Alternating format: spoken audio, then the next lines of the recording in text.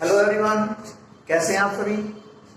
बेटा, today we are going to start solubility of solid in a liquid.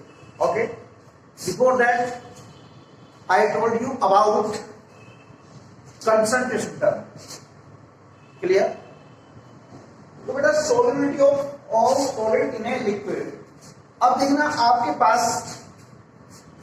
ये एक कोई फिक्स्ड अमाउंट ऑफ वाटर है, ठीक है। पहले आप एग्जांपल क्या समझिएगा बेटा, ये क्या है? वाटर है, फिक्स्ड अमाउंट ऑफ वाटर। और अब आप कांस्टेंट टेम्परेचर पर एट कांस्टेंट टेम्परेचर पर बेटा वॉल्यूम भी क्या कांस्टेंट है, वॉल्यूम ऑफ वाटर ये क्या कांस्टेंट, ठीक है।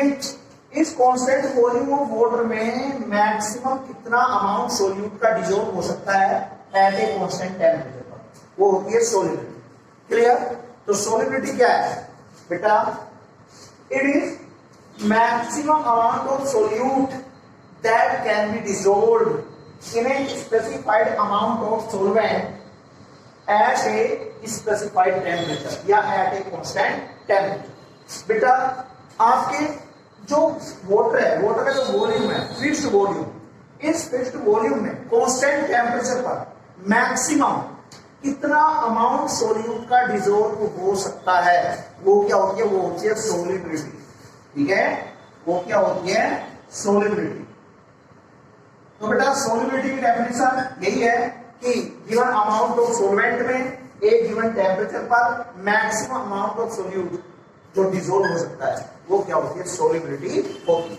तो जल्दी से आप लोग सोल्युबिलिटी का आगे लिखेंगे, लिखिएगा it is maximum amount of solute, it is maximum amount of solute that can be dissolved, that can be dissolved in a specified amount of solvent, in a specified amount of solvent at a constant temperature.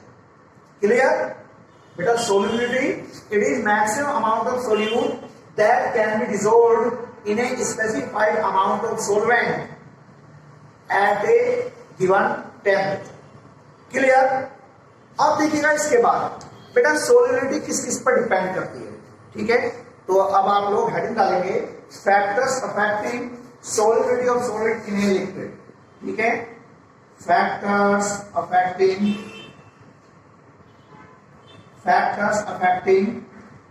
the solubility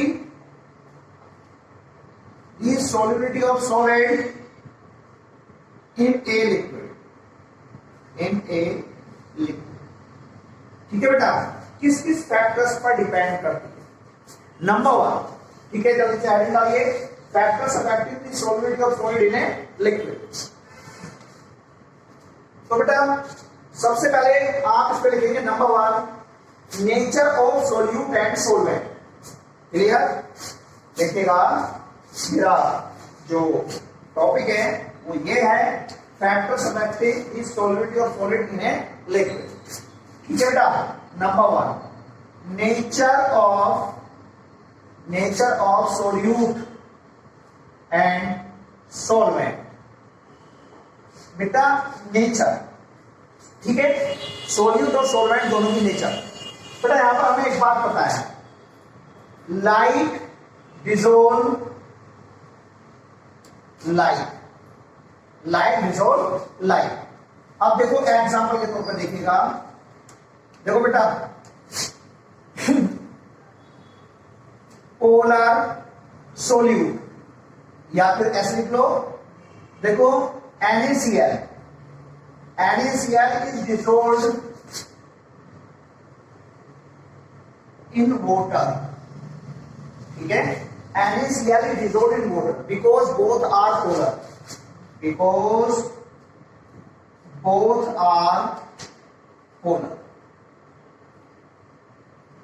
ठीक है बेटा, दोनों क्या होते हैं? Polar होते हैं। अब यदि आप NaCl को बेटा NaCl को बेंजीन में डिसॉल्व करना चाहते हैं तो डिसॉल्व होगा ही नहीं। क्यों? NaCl क्या पोलर है, और बेंजीन क्या, नॉन पोलर, ठीक है। But NaCl does not dissolve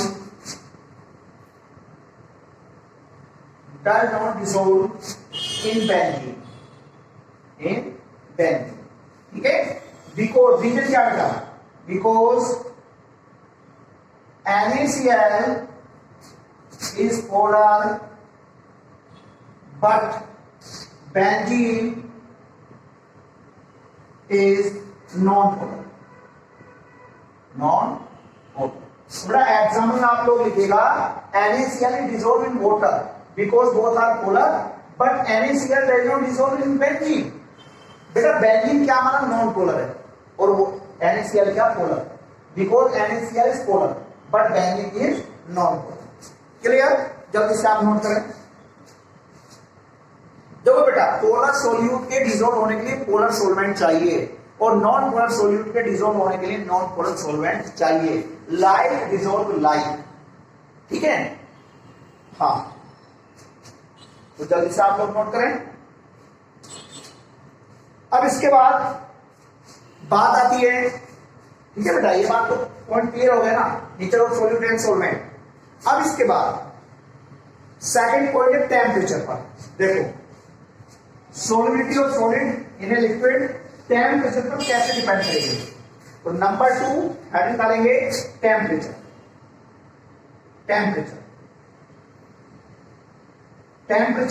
अब देखिएगा बेटा दो तरह के प्रोसेस होते हैं, एक्सोथर्मिक और एंडोथर्मिक। एंडोथर्मिक जिनमें हीट एब्जॉर्ब होती है। बेटा एंडोथर्मिक प्रोसेस में टेम्परेचर के रेज करने पर सॉल्युबिलिटी बढ़ती है और एक्सोथर्मिक में जिनसे हीट एनर्जी बाहर निकलती है, एक्सोथर्मिक में टेम्परेचर के रेज करने पर सॉल्युबिलिटी डिक्रीज होती है। देखिएगा for endothermic process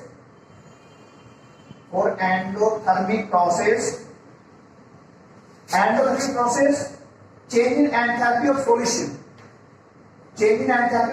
greater than 0. For endothermic process solubility increases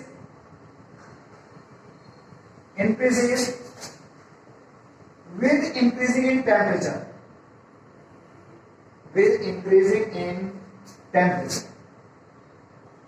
ठीक है बेटा। लेकिन बट for exothermic process अब एक्सोथर्मिक प्रोसेस में change in enthalpy of solution less than 0 होती है, सॉल्युबिलिटी डिक्रीजेस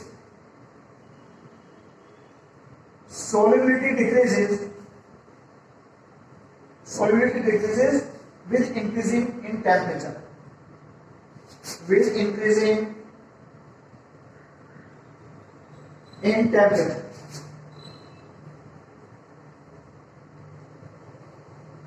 क्लियर, जल्दी से नोट करें।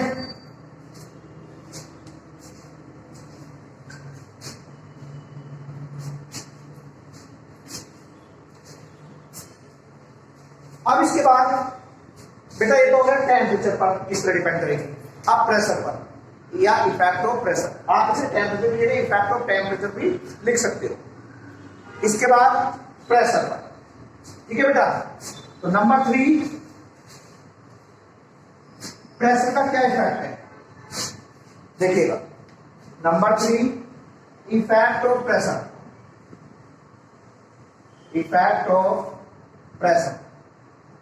प्रेशर का क्या इफेक्ट है, इफेक्ट ऑफ प्रेशर। क्लियर, देखना बेटा solute and solvent both are incompressible, so solubility of solid in a liquid does not affect by pressure।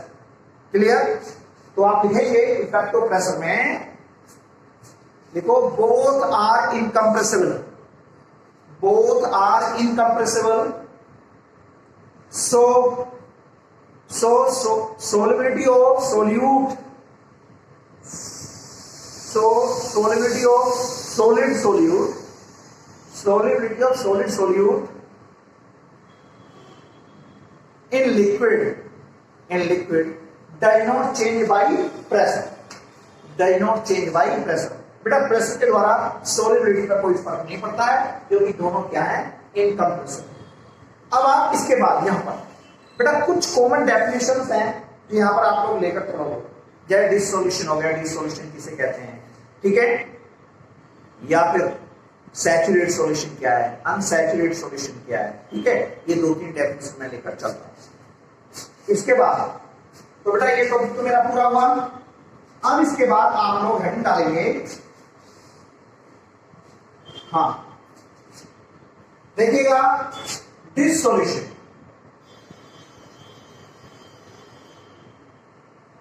Dissolution.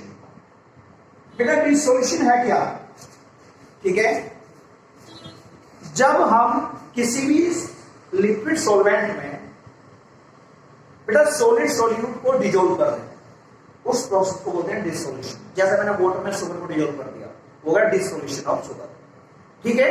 तो लिखिएगा डिसोल्यूशन में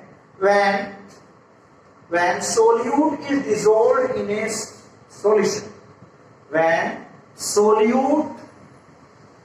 solid solute कर लीजिएगा चाहे, when solid solute is dissolved in a solvent, when solid solute dissolved in a solvent, comma, then this process is known as dissolution।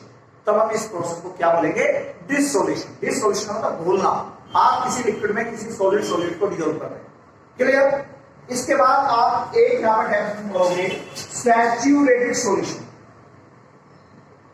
Saturated solution. अब saturated solution क्या होता है बेटा, एक ऐसा सॉल्यूशन जिसमें सॉल्यूट डिसॉल्व होना बंद कर दे, जानते हो आप सभी। तो सैचुरेटेड सॉल्यूशन में लिखिएगा a solution in which no more solute can be dissolved, no more solute can be dissolved, comma, is known as saturated solution, comma, is known as saturated solution। चलो एक लिख लीजिएगा, अनसैचुरेटेड सॉल्यूशन, अनसैचुरेटेड सॉल्यूशन। अब unsaturated solution क्या होता है बेटा, unsaturated solution एक ऐसा सॉल्यूशन जिसमें और सॉल्यूट डिसॉल्व हो जाए, उसे बोलते हैं अनसैचुरेटेड सॉल्यूशन। तो लिखेंगे definition, A solution in which more solute can be dissolved, more solute can be dissolved, more solute can be dissolved, comma, is known as unsaturated solution, comma, is known as unsaturated solution। Clear. एक यहां पर आप पढ़िएगा equilibrium या dynamic equilibrium, dynamic equilibrium,